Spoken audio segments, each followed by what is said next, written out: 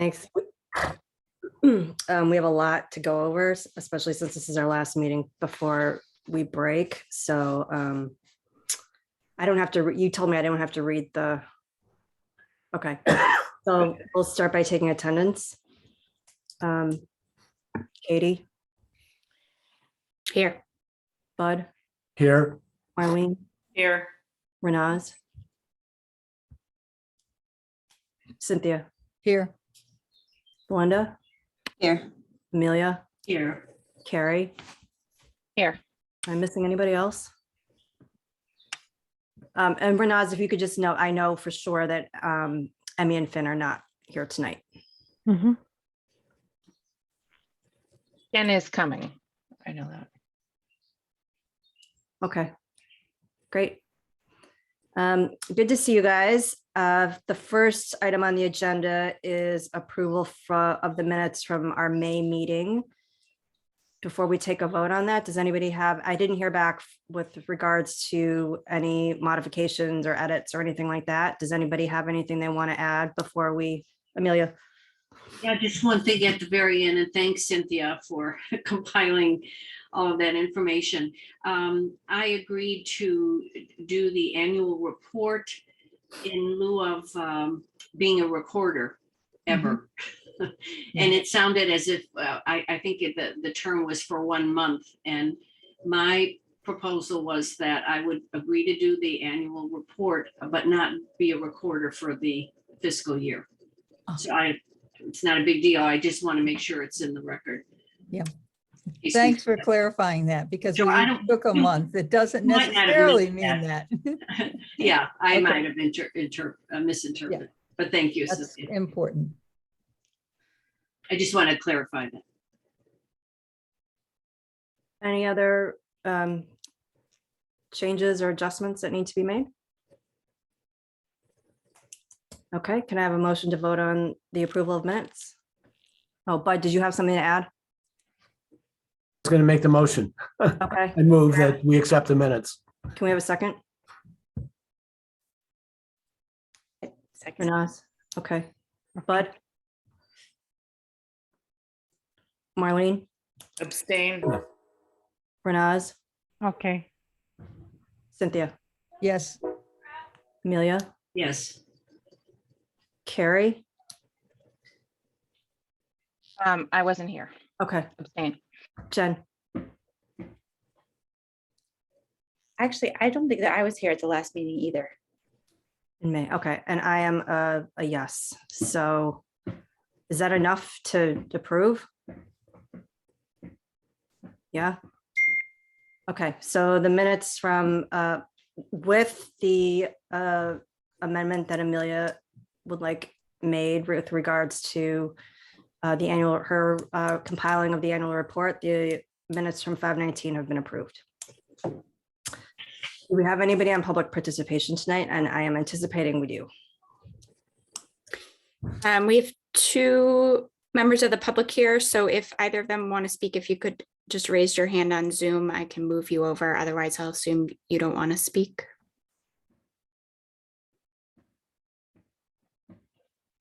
No hands. Okay, great.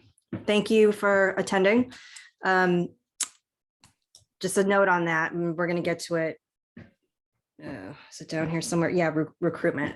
We have about 6 people in the pipeline to that want to join the committee. So I know a couple of people that have reached out to me are on this meeting tonight. Let us go to the community. I have a question. Yeah. Excuse me. Even though people don't wish to speak, are we told who's, attending the meeting with us or not? Is that allowed or no? I don't know. I'm just curious. Yeah, no, sure. Lisa and Lisa Viazzoli. Okay, so both are candidates applying for the committee. If you click on participants, you can see. Oh, the thank you. attendees. Thank Yep. you. Okay, I see that. I unfortunately did not attend the last conversation because I tested positive for COVID that morning. So if I could get a recap from anybody that was there, I heard it was awesome. Jen or Katie or anybody that attended? Cynthia, how did the last session of our policing series go? Could we start with Jen? Because I know she along with you was involved with, and Katie were involved with setting it up. So you may have a broader perspective. Sure. So I think that the third session was intended to be more discussion than the other two previous sessions were. And I think, and Katie, correct me if I'm wrong, but it seemed like the consensus with the feedback from the last two were that people were really focused on wanting to talk about how to build connections and communications between Needham Police and residents. And so the person, Chad Williams, did a really great job setting up the discussion and introducing the main speaker for the night. Was a man named Quentin Williams, I think was his name. And I can't think of the name of his organization, but he was an ex FBI agent. He's a lawyer. He now does, it sounds like, this community building work between, actually, I don't know if it's just policing, but that's what he was there to talk to us about. He started off with an extremely compelling story about traveling as a younger man to Newport for like a summer house that he was going to meet with a bunch of friends, and that almost immediately upon arriving to Newport, he was taken aside by a police officer and ended up being, I'm sorry, I should say, he's also identifies as Black, I believe. So he was, pulled over to and essentially cuffed and kind of held for several hours while they were trying to figure out what to do with him. And apparently there was a report of an assault of a Black man with a gun like that afternoon. And so the story was basically that they thought that they had their man. And so once he convinced them basically to figure out who he was, and they were able to determine that he was not the person that they were looking for, they let him go. But what he did kind of towards like wrapping up that story was talk about how he wished that there had been like a point where when they were telling him that he was okay to go, that they kind of apologized, explained like, this is why we had to keep you, but we're really sorry that this happened. And that for him in that moment, that could have really helped him heal from that experience. I mean, I'm sure he wouldn't have been like 100% back, back to where he was 3 hours before, but that would have been really important to him. And that because that didn't happen, he's been carrying around this feeling for many years about it. And to me, especially in light of everything that's happened in our town, it just really hit me, the power of that kind of reconciliation piece, the power that can have. He talked amazingly about his mother. It made me wonder if my kids will ever be talking about their mother in that way, some way. But just he really hit home the power of connection and relationships. He broke us off into 4 separate groups. We had an amazing turnout from NPD. It was really just, I couldn't believe how many of them came, and it really added tremendous layers to the conversation, I think. So I was at a table where there were 3 officers, and I think that it really spoke to the power of sitting down face to face with somebody, that you're not talking about issues and positions anymore. You're really talking about human interaction and what are the things that we stumble on, what are the challenges that we have, and how do we see this perspective from each other's sides. And it was really, to me, very powerful in that way. And I think that, we labored so much over should it be Zoom, should it be hybrid and all that. And I don't know what it was like for folks who were doing the last couple sessions on Zoom. That would be a really interesting perspective. It seems like that the feedback has been good about it, but I really walked away feeling the power of being in the room and having kind of that very proximate experience with people. I really walked out of there feeling really hopeful, I guess is the word that I would use. Linda, can I ask you, I'm sorry, Marlene, go ahead. Many of us were there, and I was there also, and I didn't go to the other two, but I agree. It was so wonderful to sit at a table. There were also 3 police officers at my table. Belinda was there too, not at my table, but and one of the men, Tony, said he was really open to conversation, and he gave me his email, and he gave it to a couple of us if we wanted to just chat, to get to know each other as just as people, not with our roles, our titles, their blue uniforms. I thought it was really powerful, and I thought it was a wonderful thing for our community to do. And I was just so glad that I was there. Amelia. I agree. And Jen, thank you. You really captured the evening and our feelings. There were 2 officers at our table. One was only on the job for 1 year, but he was quite articulate and I think very perceptive about what this event was all about. I agree that I thought it was a very relaxed, not casual, but more relaxed conversation. And we felt comfortable with one another, even though people did touch, some controversial points, but it wasn't an argument, or it wasn't people accusing someone about something. Rather, we were just talking as a group of people would talk.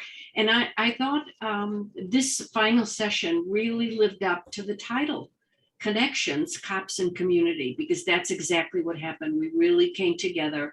And someone at our table asked, have any of you ever had an occasion to talk to a police officer outside of some event where, a driver issue or whatever? And very few of us did. And I relayed my experience. The first time I had an opportunity to really get to know someone and work together as a colleague was John Schlittler on the Human Rights Committee. It was the first time, the last time I've ever had an opportunity to work with someone who was part of a community. We felt like we were all comrades in our meetings, and felt very supportive of one another and interested in each other's point of view. And I don't think we looked at John as being the police liaison, but rather another person with an important point of view. But I thought it was an incredible, I just hope this is written up in some way that other communities need to know what we were doing. And I hope there was a bigger audience on Zoom. I don't know, Katie, do you know how many participants there were on Zoom or in total? I'm trying to remember. I think we ended up with maybe 20 on Zoom. And I'd just say, I so appreciate all of this feedback and everyone's attendance and participation. I also thought it was really powerful, and I was just really happy just with how it turned out. And I think my only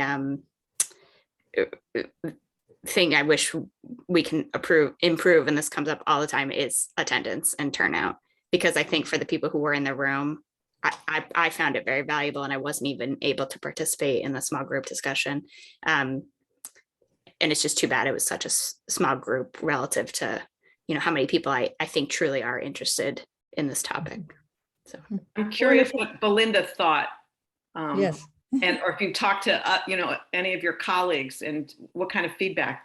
Yeah, it would be great to get that perspective from you guys.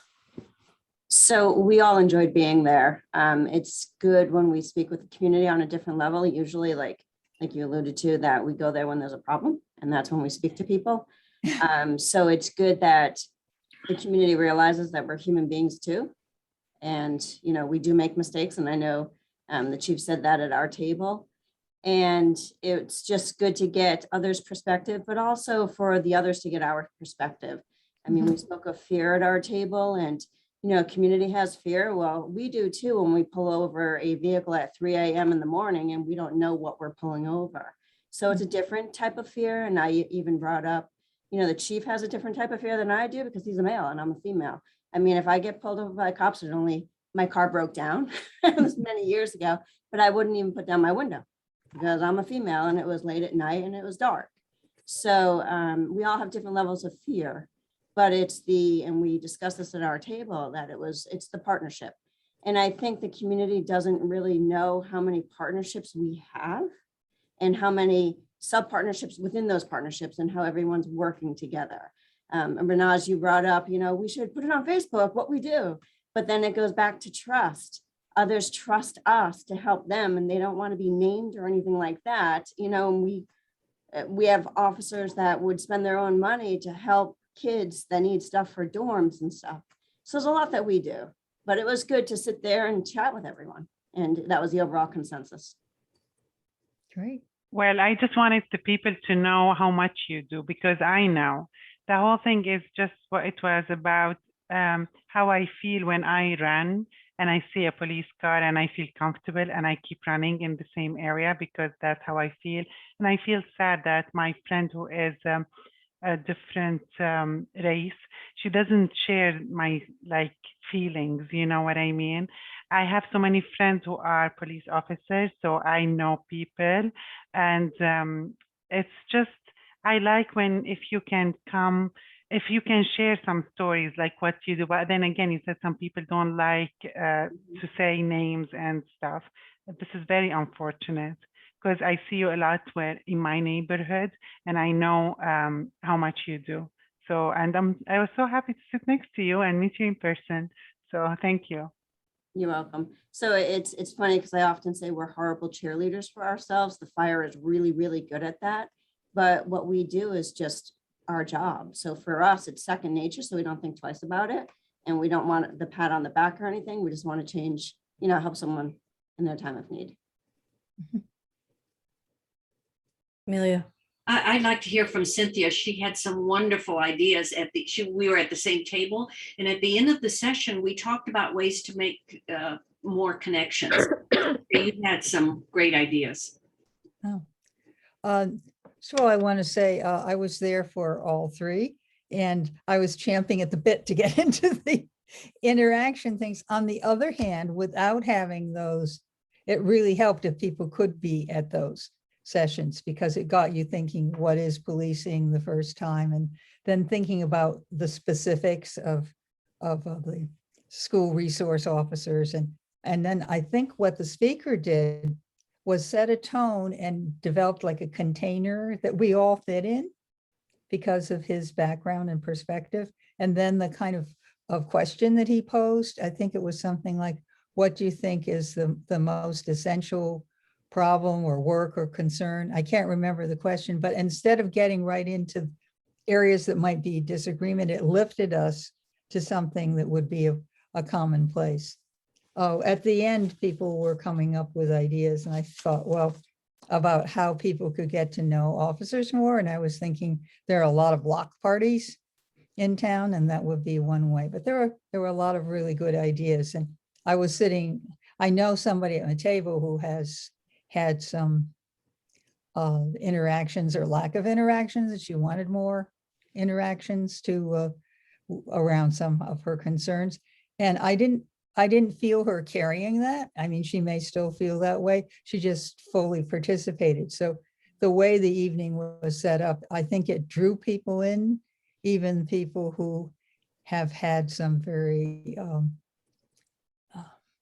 not so terrific things that they're concerned about with the police. I'm not saying they aren't legitimate, but that's the power of the program. And how do we get more people involved? Well, everybody who's there, if we think about ways of doing the outreach.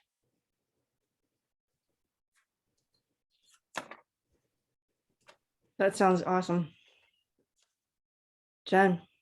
I just wanted to thinking in terms of feedback, I think that there's a couple of challenges that even after spending a year trying to plan those things and putting out 3 of them, there's a couple of things that still stick in my mind that we haven't quite nailed down yet. One of them is I think to the point of the attendance in terms of who was in the room and who was showing up for these events.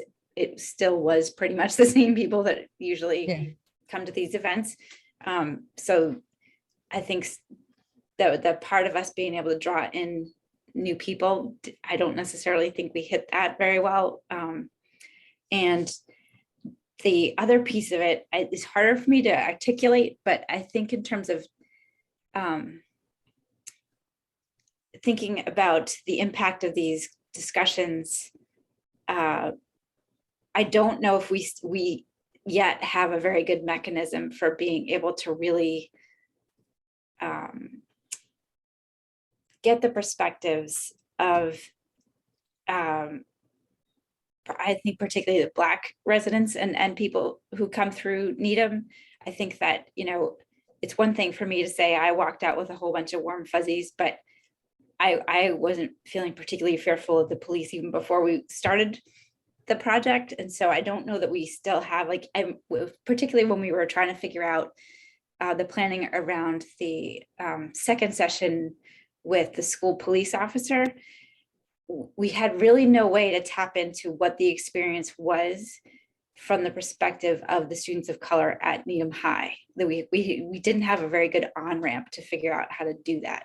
And so I feel like that's, part of the challenge that we carry on from here. I think that we had a really great, 3 sessions to really kind of do some experimenting with what this could look like in town, but I think we still kind of have a couple of challenges that are, still there after the fact.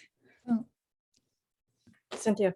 I know this is going really long, but I think it's a central thing. I forgot one of the other things I suggested, and then people built on it, is many cities and also some small towns have like a civilian police review board, and some of them are just looking at cases that come up that people were unhappy about what went on. But we built on that to saying that could be a group that was looking at ways to support and develop communication. So if you had a group like that might intentionally, sort of like Real has, or Nuwari have a variety of perspectives built into it, that if you had a group like that, then you would work on getting some representatives of the groups that we're really concerned about hearing their voices. Katie, do you know if there's been any, this was just tip of the iceberg stuff, if there have been any discussions about maybe another series or taking this in a different direction to expand on some of the areas that we weren't able to cover in the 3 sessions that we had? No, not yet. I mean, I think we really just wanted to see how Monday went. So in terms of an immediate next step, honestly, for me, it's just to pull the planning committee back together one last time so that we have some closure and can do some debriefing, because this has been a full year of work. So it would be good to regroup and just document kind of a lot of what has been said, but from the planning committee's perspective.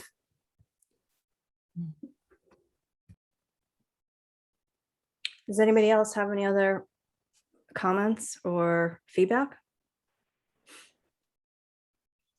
Can we include high school students if we're going to do it again next year?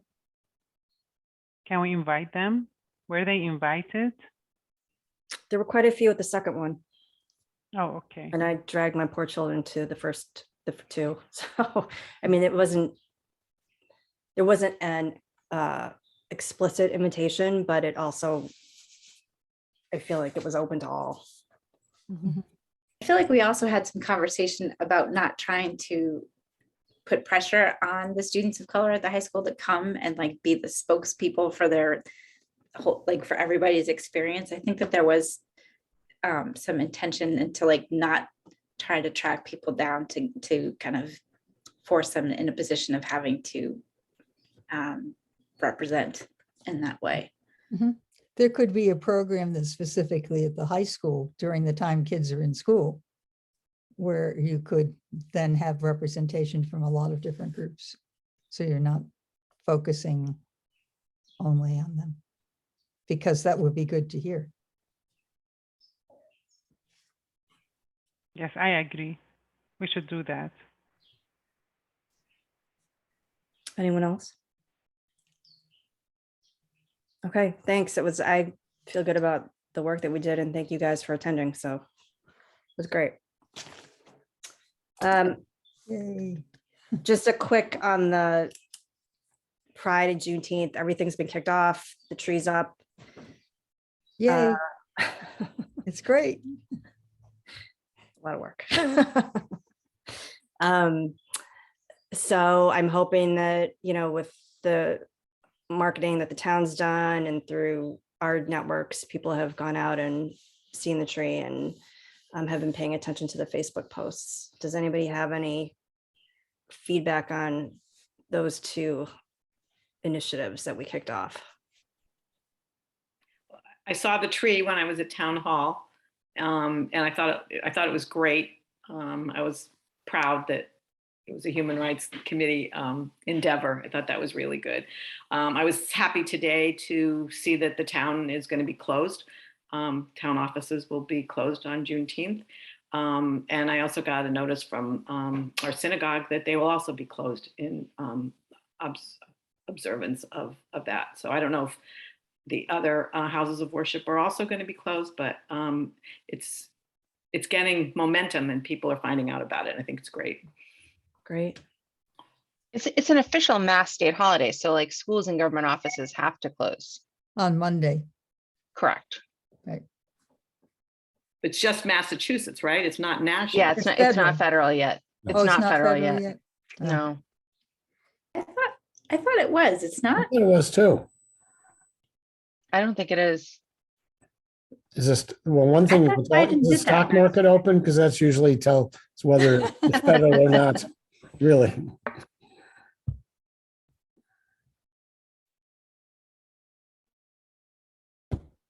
I think Yeah, the Facebook posts are Yes. wonderful, very Yeah, high thank quality. you, Tina. Tina, I know that was a lot of work, so thank you for scheduling all of those. That was great. I just Googled it. Is Juneteenth a federal holiday? The answer is yes. Oh, it is. Yes. Great. Hey, it's race amity that's just observed in Just Massachusetts, and it's not a holiday, take time off from work because it's on a Sunday. Well, some people work. Thank you for the segue. Race Amity Day was last Sunday. I was not able to attend because I had something with the kids, but sort of helped out behind the scenes. Amelia, did you want to give, I know you were running around trying to prepare for that and set up, give us an update on how that went. Renaz was one of the main people that day. Renee, you can, why don't you start? Because she gave the welcome for the Human Rights Committee. Oh, thank you so much. It was definitely a wonderful day. So many people came together, and I think there was good turnout of people. Some people from the Muslim community that I know showed up, and they had fun. They painted some rocks, and they brought their children. They went on the Amity path, and people came out and they said, welcome to Amity Day in their own languages. And it was nice to see so many people from different backgrounds coming all together. Yeah, I think it was really a fun and nice day. Amelia. I think it was one of the best we've had. It was very relaxed. People were mingling, walking around casually, coming in and out of the event. The highlight was the rock painting table, which brought families together. There were children and adults creating rocks, Amity rocks. We also had a refreshment table that brought people together. And then we had wonderful music. We had a gospel group, and then we also had the 4 musicians that played, and they were excellent. Thanks to Raman's contacts. Let me think. I had wished, there were people from other communities as well, and someone tried to do a head count, and they thought it was over 100 people. Mm-hmm. And I like that a state representative was there, Denise Garlick, to support, and Senator Becca Ross as well. She was there to support, and so many people from the Needham board. And yeah, I think it was really good that so many people were interested supporting this event. It was a beautiful day too. The weather was nice, and it's very, very nice. I think this is what America is all about. You all come from different backgrounds, and you all sit together, eat together, and yeah, be nice to each other. Were there any logistical? I know there were kind of a little bit of scrambling to figure out some of the logistics. Did everything get pulled off without a hitch? Well, we stopped looking at the weather forecast, but Raman would not let us use the R word. But he did have 2 tents and tables in the back, so we had a plan B. But no, Kim Marie Nichols really gets a lot of the credit. She worked for a month on this, Yeah, all she the did. details, including the sound, the audio system. She and her husband set that up because we were told we couldn't have audio there, and they figured out a way of doing that. But she really gets a lot of the credit. It was very well organized too. Okay, great. Thank you, guys. I'm sorry I missed it. We picked up the collaborative meeting between Equal Justice Needham, HRC, and Needham Diversity Initiative. There was a meeting, was it last week, 2 weeks ago? Which I was not able to attend because I was traveling for work. So Amelia or Cynthia, were you both in attendance for that? And if you were, could you give us an update, please? You want to start, Cynthia? Or? Okay, there hadn't been a meeting of this group in a long time, and I want to remind people that how this started is when Tina first became chair. She said, I'm relatively new, I don't know all these groups. Could people come together just at least to say who you are and what you're doing? And hadn't met for a number of times. So I think that's probably the most important part of it. And that there are, I think what we were hearing is that there's a lot of commonality about care for issues, social concerns, equity, justice, and that there are different ways of going about it. And that, for instance, the Human Rights Committee has the connection with the town, which I think is very powerful, but others can see as limitations. And that the Equal Justice Needham is kind of a fluid group where they're feeling their way along about the best way to be an organization, and we're characterized as nimble. And then the Needham Diversity Initiative was seeing itself as being important to be inclusive and involve people in decision making, and that they have a board and a sort of somewhat have an identified leadership. And what they decided to do is that at least to communicate between the groups would be important, and to have some way of gathering every quarter. So Amelia, can you add in some things? Yeah, we spent, other than sort of exploring who we are and what our parameters are, toward the end of the meeting, we spent a lot of time focusing on EJN and some of the constraints that they operate. They don't have a board. They're not a formal organization. There really are volunteers that come together, special interest groups. And sometimes they're not taken as seriously, that was their perspective, as Needham Diversity Initiative or Human Rights Committee, particularly when they are very forceful in addressing certain issues in the town. Someone mentioned the term rock throwing, that some people have accused members of the group of being rock throwers, when that is not their intention or their purpose. It really is to raise issues for consideration, for discussion, for people to look more closely at, rather than just simply be accusatory. So we spent a lot of time at the end of the meeting, but looking at EJN and thinking about what all of our assets are and how we can support one another and have been.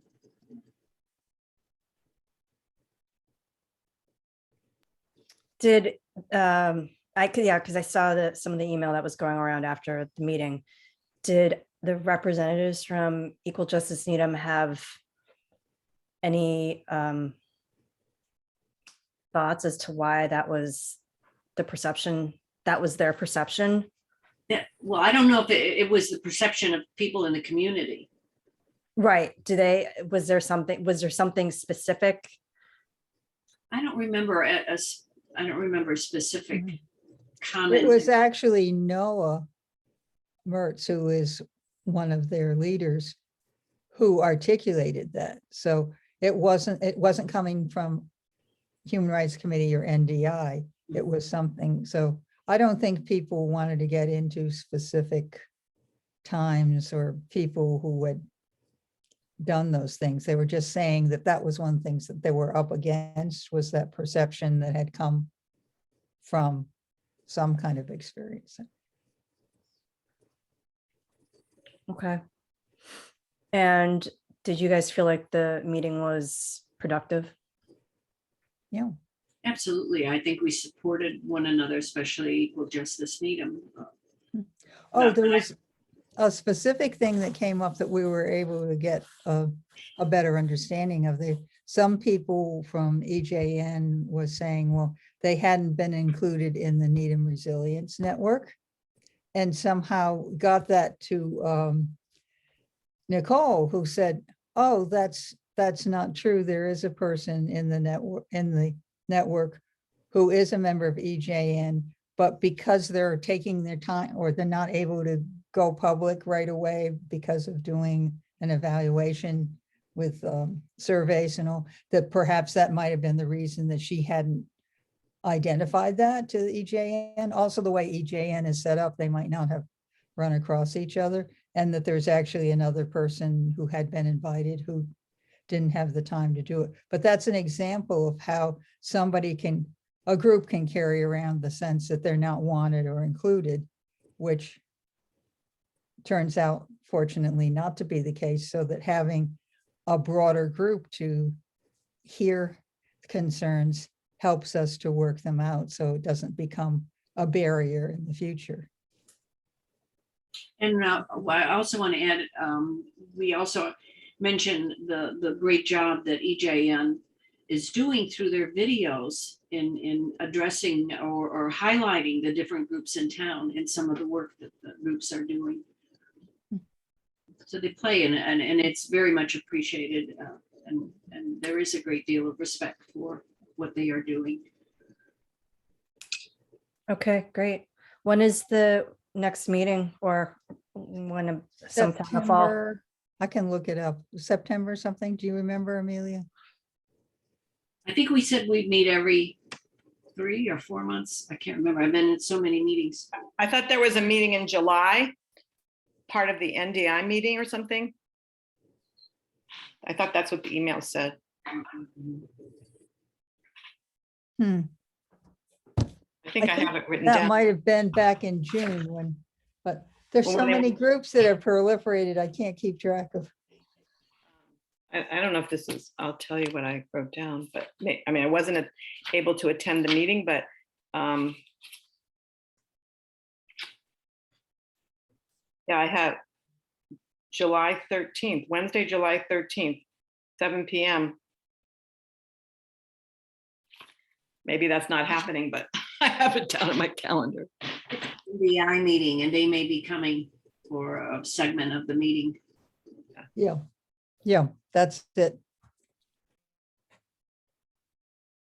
But that's not the next meeting of the collaboration 3 groups. That's what I Okay. have written down, that it was supposed to be. For some reason, Noah planned it that way. I don't know why. Because a lot of people weren't able to attend, I think, the last one, but I have to wait and see. I'm not sure.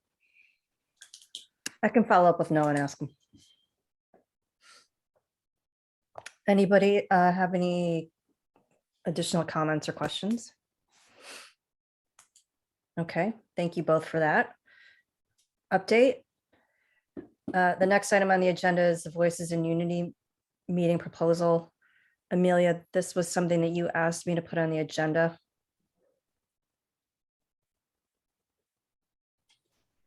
Yes.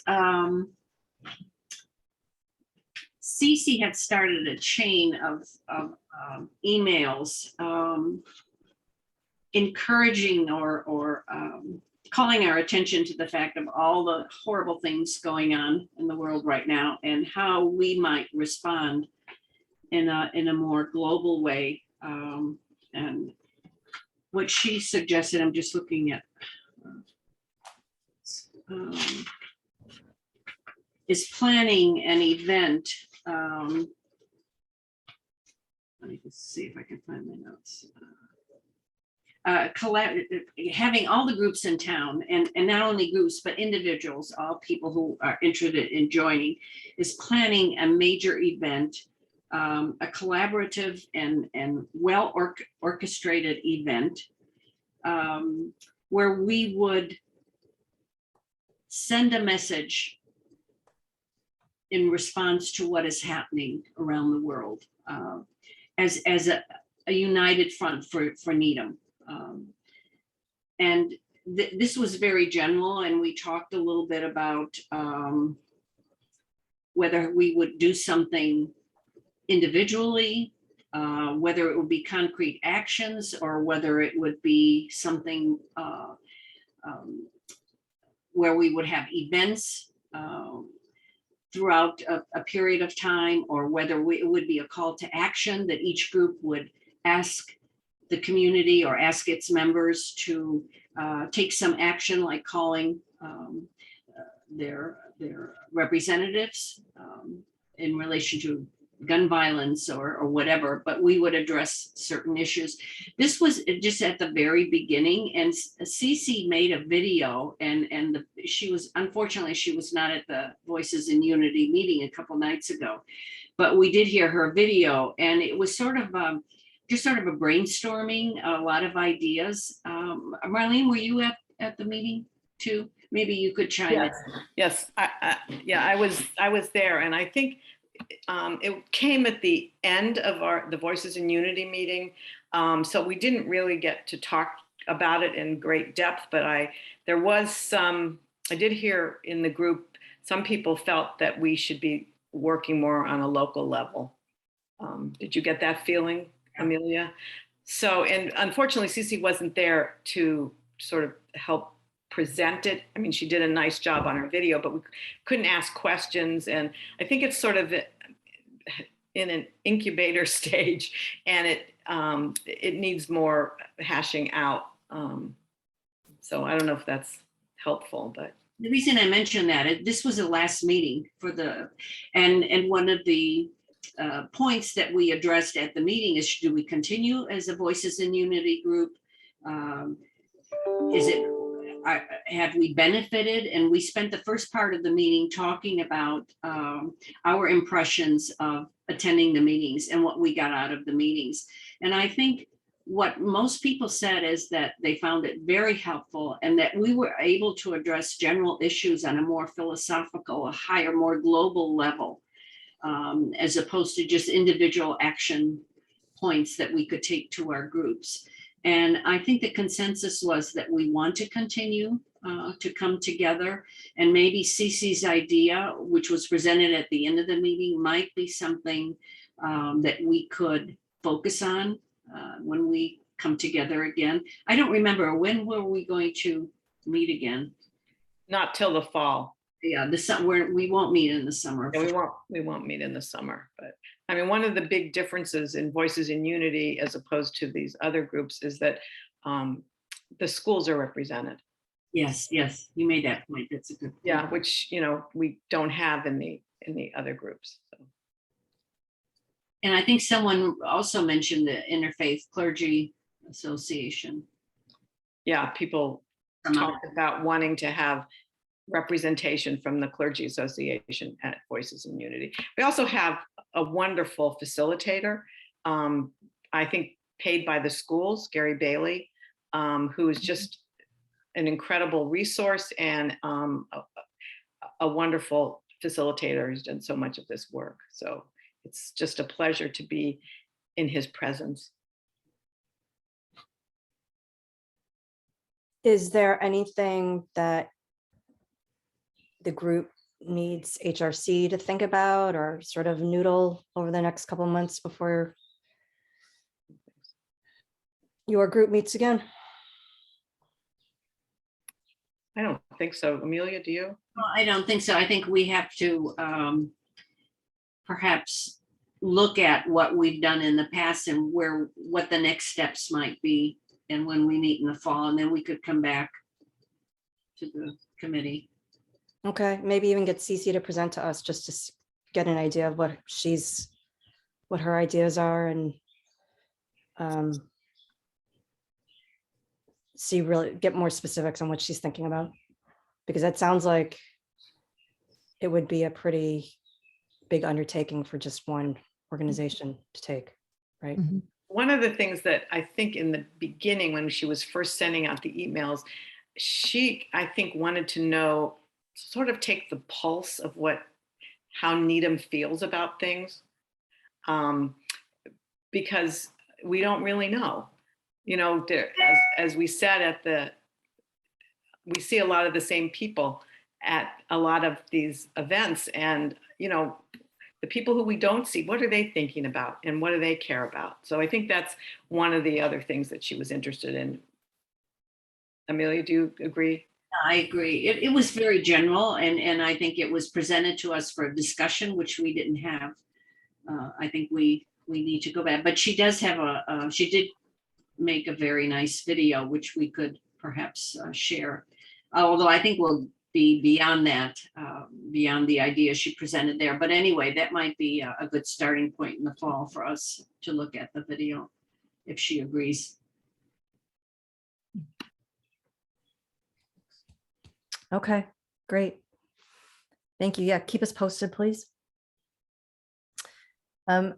Marlene, you have asked me to put the Mass HRC General Meeting topic on the agenda. So if you just wanted to talk a little bit about that. Yeah, I talked about this a few months ago. I've talked about this over the years.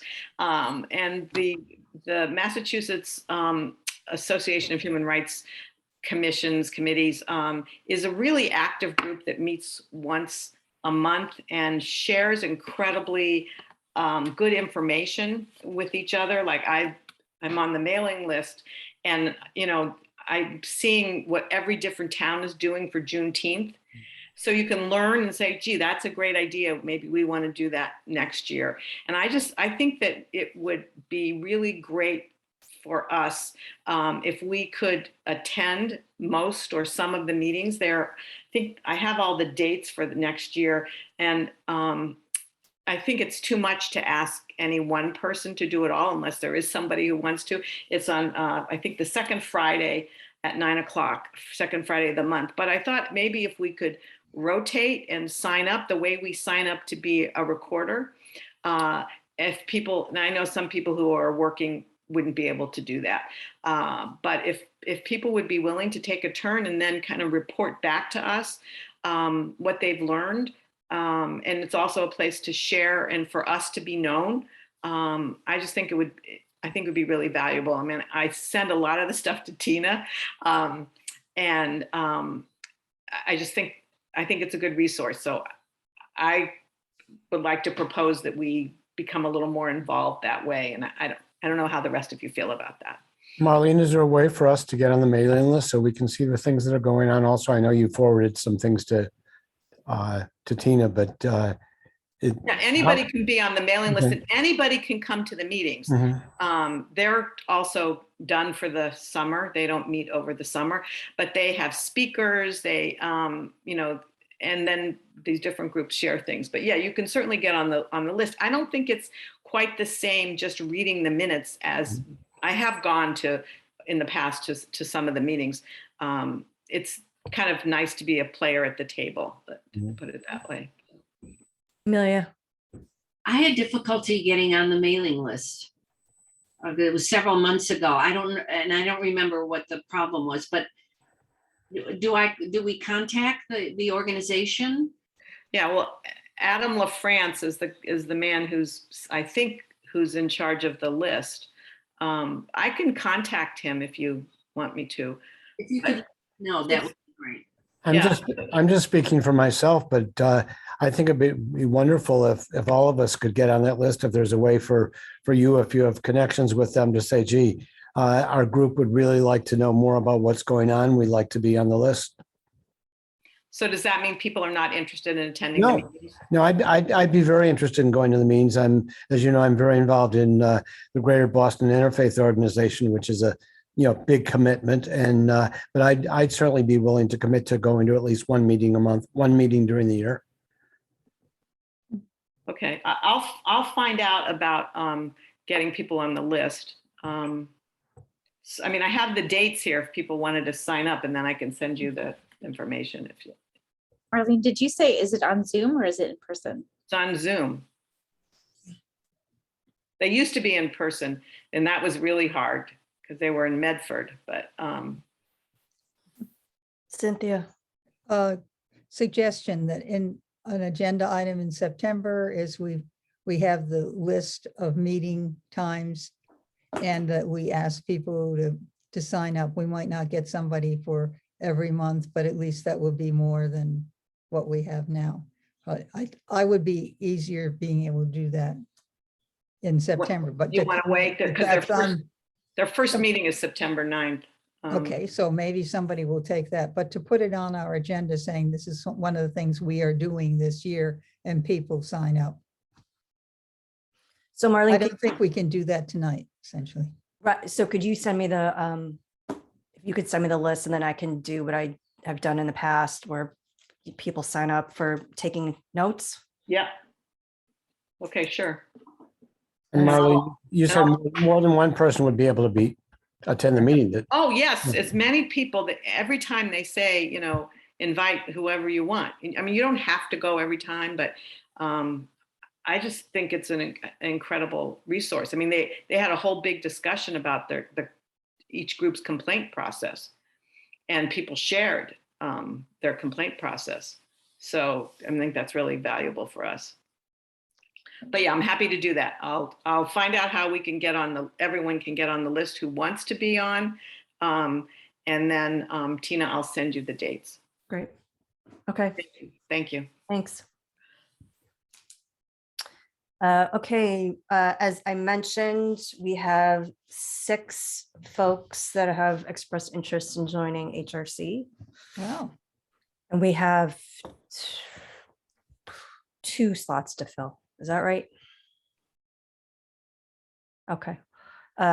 So I met with Marcus and Miles yesterday, just briefly over Zoom, to talk about the candidates and what we were looking for. So we're trying to wrap this up very quickly before September. It looks like we have 5 of the 6 interviews scheduled for Tuesday. So they're 15-minute blocks. Marcus and I will meet at 4 o'clock briefly, just to do a quick sort of get our heads together, get on the same page. We'll interview everybody in 15-minute slots, and then we'll have a debrief afterward.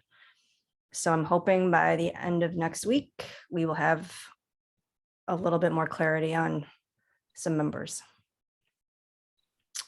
I haven't met anybody over Zoom or in person, so I don't know, and I haven't gotten a chance to read through all the applications. So I don't know really much about the candidates. I had one phone conversation with Nate Hyman, who I believe is an attorney, emailed with one of the Lisas. Sorry, Lisa, I don't remember which one I'm emailed today. But there's definitely some interest. So it's good to know that people are interested, they're attending the meetings, they're asking questions, they're reaching out. So if we can get those 2 slots filled, I'll be super, super happy. Well, Renata has set a very, very high bar for new members. So hopefully we can find people that are as phenomenal as she is.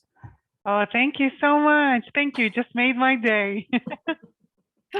So Tina, do you know about sort of the categories that would be helpful for us? I mean, I don't know if you discussed this at the last meeting.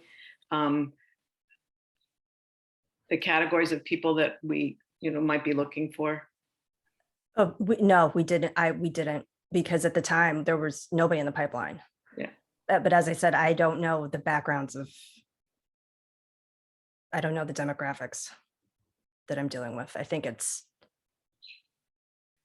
2 men and 4 women. So I know the gender breakdown. That's it.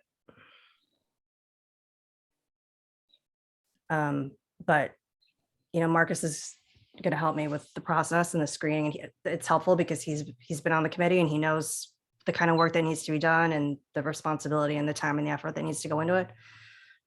So, hopefully we'll be able to snag 2 new members by next week. And then hopefully keep the others in the pipeline. Yeah. For future. Does anybody have any other questions or comments about that? I have a question regarding the student representatives for next year. Yeah. How does that process work? I'm not really sure. Part of the reason why we wanted those 2 is because they were only sophomores and we Oh, okay. through the rest of their that That helps. Okay, thank you. Build upon it. So I just assumed, unless either one of them is not able to or no longer wants to, that we would just continue with them. Is that correct? That's what we've done in the past.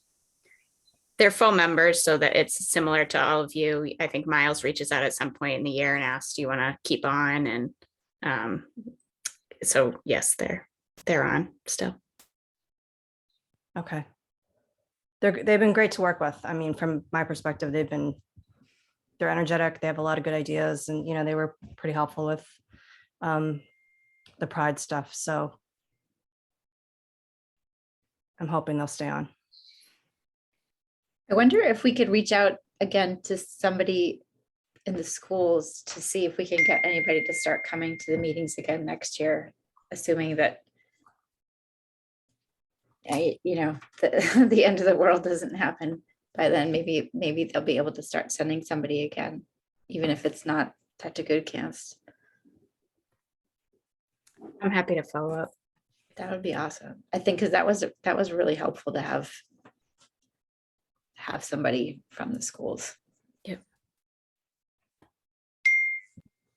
And they don't count as one of the voting members anyway, right? So it doesn't mess up our numbers.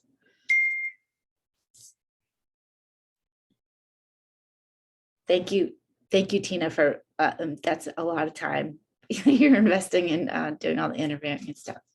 But that's really exciting that we have. Yeah, it's great. I'm excited to meet everybody and get a chance to understand how they can contribute. So.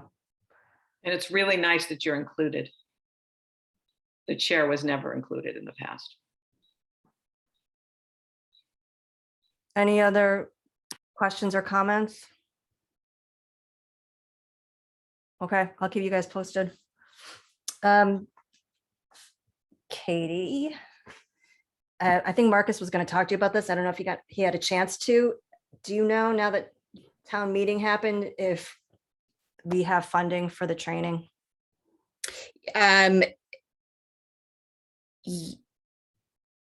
am highly confident, but I can't say for sure. Yes, town meeting approved our budgets, but we're still closing out FY22 and haven't kind of detailed out some of the things for FY23 spending. So it is not something I'm at all worried about, but I just don't want to give the 100% go ahead until we've actually sat and like mapped everything out. But I don't want it to hold back anything to do with the discrimination complaint process, because I know it's a priority and we'll definitely make it work so that you guys have training. I just can't tell you the funding source right now. Okay. But there will be the $1,800 that we are requested. I can't identify a source right now, so I know it's a priority. So so I'm confident, but it's not 100% guaranteed, but I Oh, okay. Yeah. When you said you were confident, but you didn't know the source, I thought, okay, I don't care where the money comes from. We just need to have it done. I have to identify a source. Right, I got it. Okay, so we'll just wait because, Yeah. then we have to find out when the committee can meet to have a training and when she can do it. So in the fall. Right. But I think, Tina, it'd be great to reconnect on where you are in setting the policy and the process, because really we've got to close out that, Yeah. finalizing that with the select board, and then obviously the training would be a component of that. Marlene, I'll touch base with you next week about that. I just have to finish up a couple things in the flow chart, and then you and I should just hammer it out before yes, Katie, I can say we can meet again. I just need a few days. Okay. Okay. Do we need a third person to join maybe? I was wondering if Jen would be willing to do that. Because we don't have Julie anymore. Unless you think we don't need to have another person. No, it's always great to have more is better than less. And Jen, with your background, it would be really helpful. Sorry, I kept saying sure, and I just realized I was on mute. I apologize. Okay, so I'll touch base with you guys next week. Okay. Annual report and group photo. Amelia, did you want to report on the annual report? And do you want to take our photo now? Do you guys want to do that now? Do we have to do it right now? Well, the problem is that Finn and Emmy aren't here. here, so maybe we should just wait till September. Okay. I was hoping to get everyone, because it's always sad when someone can't attend the meeting and they're not in the picture. Everyone works very hard on the committee, so let's do it in September. Okay. That's no problem. The Needham Resilience Network met a couple of weeks ago. Cynthia and I were both in attendance. Renaz, were you there too? Yeah, sorry. Cynthia, do you want to kick off with how the meeting went?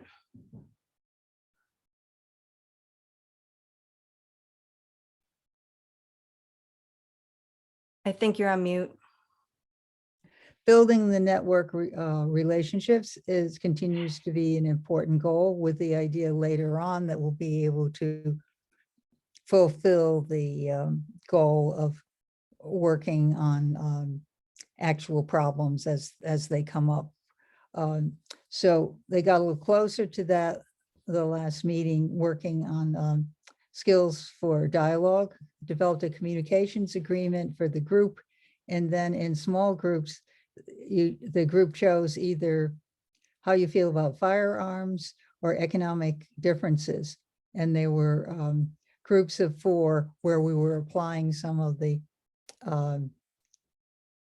training from previous sessions about listening. And I think that people were beginning to feel how the training can, the skill development can have an impact when you get to real issues.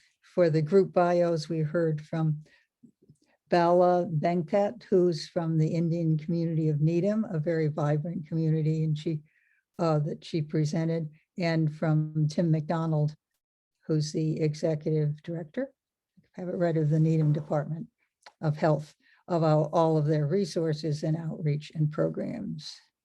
One of the things that they will be doing fairly soon is a community calendar, which will be a place that we can use to put some of our events. Renaz, did you have anything to add? Any perspectives that you had from the meeting? I like the work that Beth and Nicole are putting to make this happen.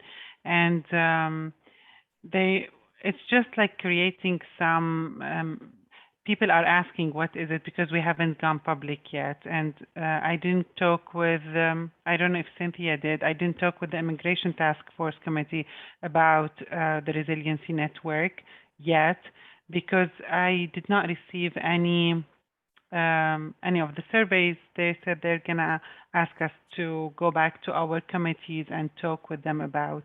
I don't know if you received anything, but I haven't. Not yet. Okay.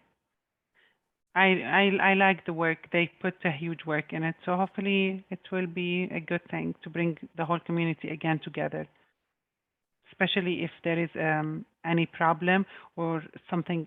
I'm going to talk about it next. I'm not going to talk about it now.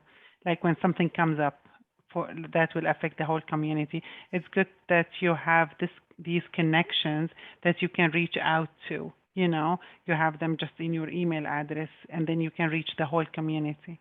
I like their idea a lot, because they brought people from every representative from each group of the community together. Do you agree? Mhm. Yeah. Amelia. The Voices in Unity meeting 2 nights ago, Beth mentioned that they were putting together a video. They're creating a website too. But I don't You know, did she give you specifics on the video? No, but it would be a good orientation to for people that are unfamiliar with where they're at this point in time. So about the website, the new NDI or renewed NDI website will have a section of it for the Needham Resilience Network.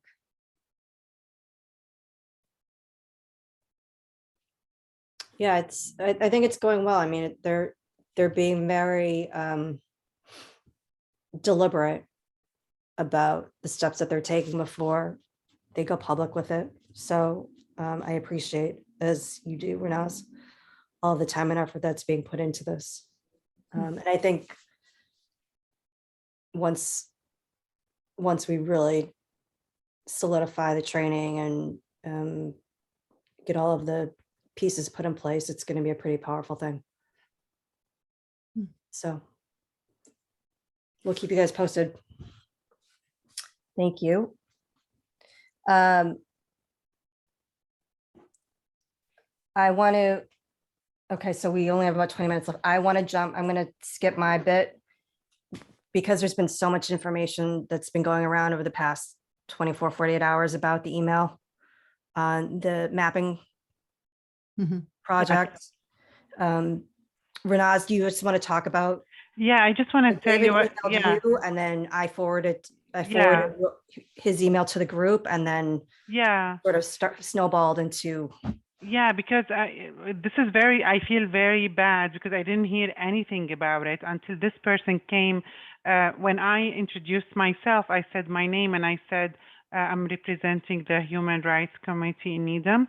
So when I finished, this person who lives in Needham, I think works in Needham too, he reached out to me and he was really in distress and he's scared. He was like, I need help. There is something I want to discuss with you. And I gave him my email address. I said, please email me whatever you want to talk about. And he emailed me. He said that he's concerned and he wants to call on the Human Rights Committee to denounce in the strongest terms the recent publications of the mapping project. And then that the site lists everything from Jewish schools to secular hospitals, and he wants us to oppose this group, and I don't know, he mentioned something, can you reach out also? Will the police department help, by being there around the hospitals, the temple, the Jewish schools? And then when I forwarded the email to you, then I started receiving, and I reached out actually to someone. They did a webinar. I think Marlene sent it to us. I reached out to them. I said, how can we help? As in, in Needham Human Rights Committee, how can we help? What can we do? I promised this person that I'm gonna discuss it today, and I will reach back to him as soon as possible, but I really don't know what we can do. And I hope we can do something about it other than condemning, like, this is not okay, but I don't know what else we can do. Molly? So I think I would suggest that we make a statement. I don't know if there was another article today in the Boston Globe. Yeah, Article article. about it. Yeah.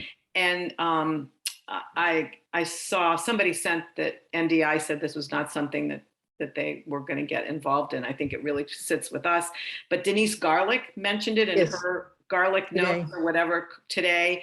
So I think it behooves us to at least make a statement. There's no, we're not going to, they don't really know who's behind this, but it's very, very scary. And it's not just Jewish organizations. It's the Boston Globe. I mean, it's all kinds of places that that they're targeting, but it's clearly based on anti-Semitism. So the thing is, if we were to make a statement, then where does the statement go? I mean, how would we distribute a statement? I guess. I mean, first we'd have to decide if we want to make a statement, but denouncing it. But I'm just kind of curious, like, where it would go. Obviously, it would. I mean, a citizen brought this to our attention, which I think is, very important. So. Well, couldn't the statement go on the website, also on Facebook, and not that things are being published a lot in any publications in Needham, but I think that a statement definitely is in order. The town news thing that The the patch news you need, or the the patch. news you need with Cindy. Yeah, that comes out once a week. Yeah. Is that all what we're gonna do? Can we do something else? Is there anything for safety? Like, I don't know. And is Belinda still here? Maybe she could say something in terms of the police. I don't know if you heard anything, Belinda, about it. We can't hear you, you're on mute.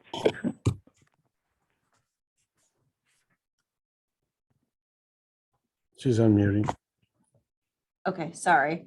I have two screens going here. So we do all through every officer's tour of duty.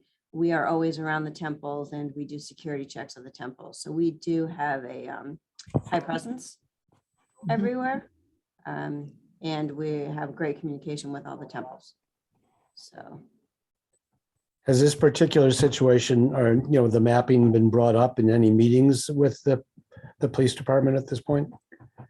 Not at this point. The chief is currently away. So when he comes back, I'm sure. Katie? Just to say, I had reread the Globe story from today right before this meeting, and the head of the FBI Boston unit said that there were no active threats stemming from it at this point. Again, that's just what the article was reporting, but I just wanted to relay that. And there was an op-ed with Jeff Jacoby also in the Globe today. Right. Jen? I wonder if we could facilitate a meeting with the gentleman that reached out to Renaz, and maybe with the chief or somebody else in the police department, maybe just to give him some space to be able to express his security concerns directly to the police, and then. Jan, actually, I think Belinda, he was sitting with us on he was on the same table. Yep. And I think he expressed his fear, right? He did a little bit, yes. Yeah, he didn't mention like specifically the mapping project, but he brought something up. Yeah. But Cynthia had asked me if I had talked to the rabbis in at Temple Beth Shalom, and I was in touch with Rabbi Julie Bressler, and that's when I think I sent out the Temple did a program on anti-Semitism last week, and she said she thought a statement would be good. That's about all we can do. Yes, and then we could, do something to talk to or meet with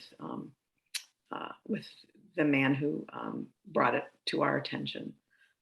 And I reached out to the rabbi at Temple Beth Elohim also in basically the same sentiment that, if it's within our purview to be able to make a statement that he thought would be very, very appropriate.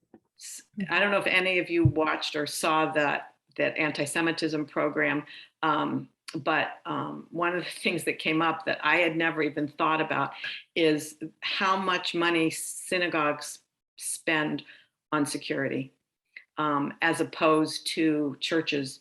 I'm sure mosques do as well, but so that was a piece that I never had even thought about, but it's really high security. And actually Temple Beth Shalom was having another, I think probably based on the mapping thing, they were having another program bringing in information about security. I mean, you cannot walk into Temple Beth Shalom without being buzzed in and saying who you are, which is not the way a house of worship should have to be, but that's the way it is in this country. And actually that's the way it is in many countries in terms of synagogues, because they are under threat a lot of times.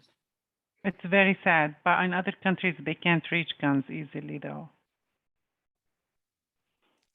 See what you did there.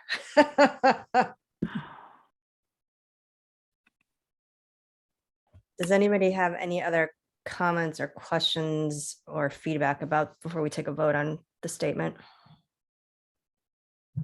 Just a process comment. I know this has been a point of frustration for the group, but because you're not meeting again until September, I think right now you'd have to actually vote on what the statement is. So even if it's one sentence that you condemn citing violence or something, you can't, leave the meeting and craft a multi-paragraph statement because you won't have an opportunity to vote on it unless you meet again. So I'm looking at what Denise wrote, because Yes, that's what I thought too. we could lift something from there. And we stand in solidarity and in support of the Jewish community, as hate in all forms does not belong in our communities. Sounds good. I think that's perfect, Marlene. I mean, is that okay? Because Denise, she wrote I, and I'm just changing it. The Human Rights Committee stands in the Needham Human Rights Committee. Tina, you're laughing at me. Well, we got to do it fast. I know we do. So do we have a motion to plagiarize? Don't say plagiarize. Can you say we are pleased that so many of our elected officials are speaking out on this, and we agree with our representative Denise Garlick, who said, boom, boom. Well, I don't know. No. I don't think we want to say we agree with our. No. We join. Maybe we say, well, we say we stand in solidarity. I mean, that's with everybody who. I think it's okay to say the same thing if that's. You think this is not a research paper. We're not plagiarizing this. I think. I'm giving you a hard time. It's totally fine. I mean, I've been stuck in this room for 5 days, going crazy. It's okay, Tina. My son was locked in his room for 10 days because his wife was concerned he was going to give it to the baby. So it's not fun. Yeah. So you're asking us to vote? We need a motion. I need a motion to. I move that we accept the statement that Marlene just read on behalf of the Needham Human Rights. May I please have a second? Karen? Yes. Okay. Sorry. Let's vote. Bud, Yes. Marlene, Yes. Renaz, Yes. Cynthia, Yes. Amelia, Carrie, Yes. Jen. Yes. Okay, so the motion has been passed to accept the statement that Marlene read. We'll go back in the recording and type it up. I can do that and send it out to. I can send it to you too. Okay, we're sending it to Town News. We'll put it on our Facebook page. We can The circulate select board. the select board. And, Yeah. and we definitely need to tell this gentleman, Yes. David, yeah, I forget his name, but David Sherman. Sherman. David Sherman. So Renaz, do you want to be in touch since he contacted you directly? Sure. Yeah, once you write the statement, I will forward it to him and tell him that we discussed this in our meeting. Thank you. Okay. Amelia, And could we also post it on our webpage, not town hall webpage? I'm wondering, is there any way that we can get the statement to the schools? I think it would be wonderful for the students to see that we have made that type of statement. Isn't school over? School's gonna be over on Wednesday. I know the high school is. Okay. So well, Monday, there's no school, Tuesday and Wednesday. Okay, I don't know if they have any type of, website Morning whatever that we announcement? could publish, Oh. post it on. Just The high school's actually done on Friday for finals, and then Tuesday is just makeups. okay. Excuse me, I I'm think concerned it's about we very- don't I have think much it's very- time left right now, too. Right. I mean, is there a mechanism to get it to the schools, or doesn't I sound? mean, I can post it on the high school PTC page. I'm still the administrator of that. That would be great, because I think it's really, really important, because a lot of these things start with young people. And for us to get that out to them, I think is critical. okay, and distribute to all of our networks, right? Yeah, yes. Okay, so Thank you, everyone. yeah, give me the statement. I'll spread, we'll I'll send it Well, to you. I'll write it. disseminate it, and then Renaz, you can get in touch with David. I would also like to recommend, Cynthia, is there a way for us to get it out to the Clergy Association? Oh, yeah, Houses of Worship? that's easy. I think that would be another place that it should go. Yeah, that's very easy. There's the co-clerk, co-chairs. Anyway, Is that part of the distribution that you normally do, Tina? I don't think I have anybody on my list for, Well, you could send yeah, it to. I'm the Clergy Association representative. I will be glad to do it. You give it to me, it's done. You don't Okay. have to put it on another list. Here I Great. am. perfect. Any other questions, comments, or feedback on that? Okay, great. I was going to talk about some co-chair stuff, but since we have members coming in, I'm gonna push it off until September. So that's coming off the agenda. Cynthia, there was something that you wanted to, it didn't make it, but I'm letting you sneak it in before Oh, we great. end. Last month, Katie King asked us to look at the select board goals and see if we had anything to contribute, because in July, they're going to be setting the goals for the next 2 years. And then you read the ones that were closest to the Human Rights Committee. And there's a particular one that came up, and Katie asked if we could find out what was going on, and I did. And that's Select Board Goal 4.12, gather information about appropriate acknowledgement of the history of slavery in Needham. Ask Human Rights Committee if this is something they can take the lead on. So it turns out, and a lot of people in this group know, that there's a group called the Memorial Committee at First Parish Church. And I'm sort of a member. I'm not really a member. I'm a resource person for them. So I followed up with this with Reverend Katie Scudera. And she told me that they are continuing to do this, and proposed, and I keep looking because it's so weird on Zoom. I know Katie's there somewhere. She has proposed a revision to the select board goal, and that's to gather partners to support appropriate public acknowledgements of the history of African enslavement and indigenous displacement in Needham. And then there's a whole lot more about the specific work that they are doing. I did send this to Katie. So what essentially we need to do is, as Human Rights Committee, is this something we feel is important that we would be a supporter of? Not that we're taking it over, and that perhaps we could show our support by encouraging the select board to continue to have this as a goal, but somewhat revised, as I had read to you from the Memorial Committee. And that perhaps a way that we could show our support would be by having a liaison to the committee. Trying to stay within the time here. Sorry, that's a whole lot. Katie? Cynthia, thank you so much for following up on that.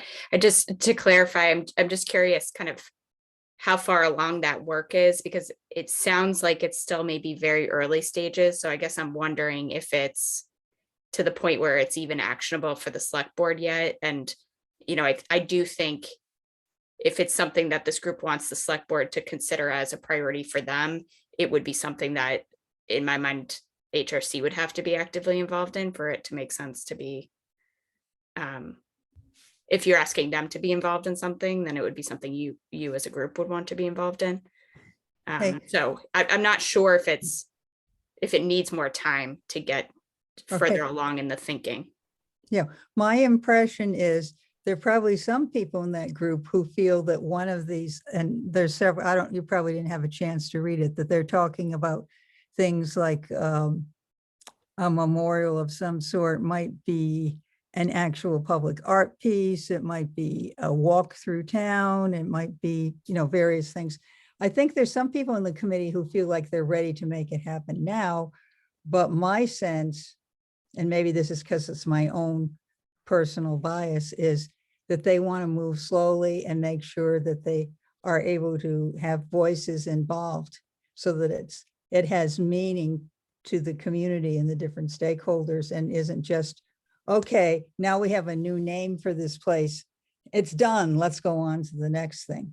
So I really can't answer the question whether there's going to be an actionable item in the next 2 years, but I think I like your idea that if it comes to that place, that as they're doing the listening and involving people, if they come up with something, that then the Human Rights Committee would be one of the places to come to then bring it to the select board.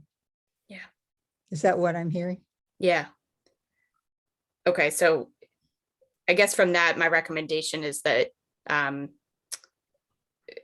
if you're all comfortable, I would say to the select board that we've had this discussion and that we think it's not necessarily ripe to be acted on by the select board right now, but that this group will continue to be in touch with that group. And if it gets more concrete, we can. But can an action be that you're supporting a process because you acknowledge that we need to find a way to remember these things that happened? That's a kind of action too. So I'm just wondering, because actions aren't just that tomorrow we're doing this or now we have a new monument, but an action can be a commitment to a process.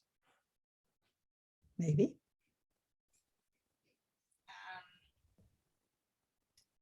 Yeah, I don't disagree. I just, as a board, as the select board, I'm still not clear kind of what they're being asked to do. But it sounded like also they were in touch with individual members, so they may have their own feelings about it. So we can keep it on the list for the board to discuss.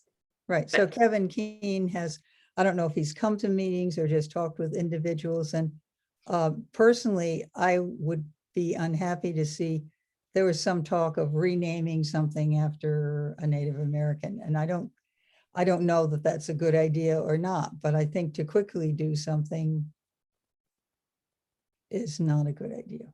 But if one of the select board members feels that's the right direction to go, then he or she could bring that to the rest of the board.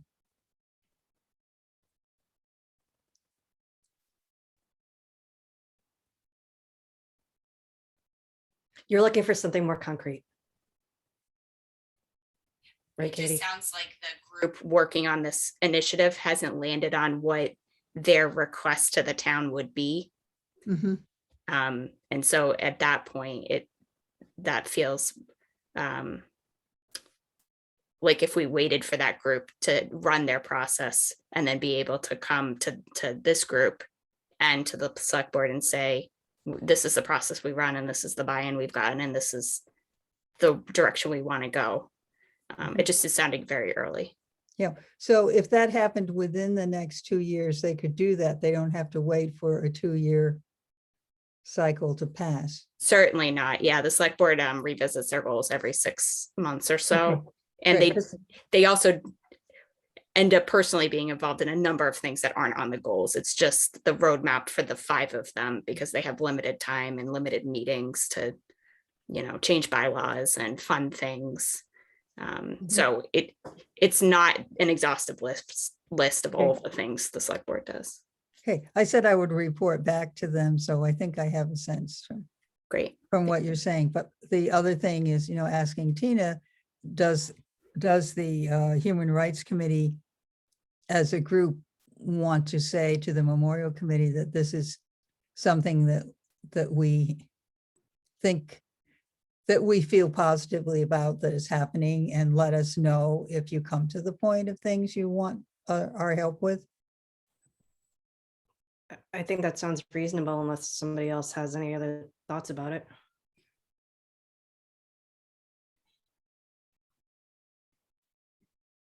So yeah, Cynthia, I think sort of similar to what Katie's saying, we'll just keep, once they start to generate some more concrete ideas, then I think it'll be easier for us to be involved and then therefore get the select board involved. Yeah, and they did in this thing that I sent you, Right. they do have these 3 ideas, a work of art in a prominent place, a living history educational tour, and a walking and reflecting trail in Needham. So those are 3 very specific areas that they've had in mind. But I'm involved as a resource person for communicating with the chief of the Native Praying Indians, which are descendants of people who actually lived in our area. And I've reached her recently and they're very interested in being involved. So that's an example. And then there are people on their committee who represent or whose ancestors are African-American or were part of indigenous groups. So I think it's a really good process that's happening. Okay, do you know when the next meeting is going to be? Yes, next Thursday at 4:00. Thursday at 4. Is anybody able to attend that? Or interested? You know what? Could you just circulate the information? And then we can everybody can check their schedules and figure out if that's something that people can take on. I am sort of a member of the committee who's a resource person, and I probably will be there. So, Okay. but you can, I wouldn't want to see a lot of people go, but if there's somebody how about we circulate? And if there's somebody who's interested, get in touch with me because it's possible the meeting could change. So I'll send that to you. Anybody have any other questions or comments about that?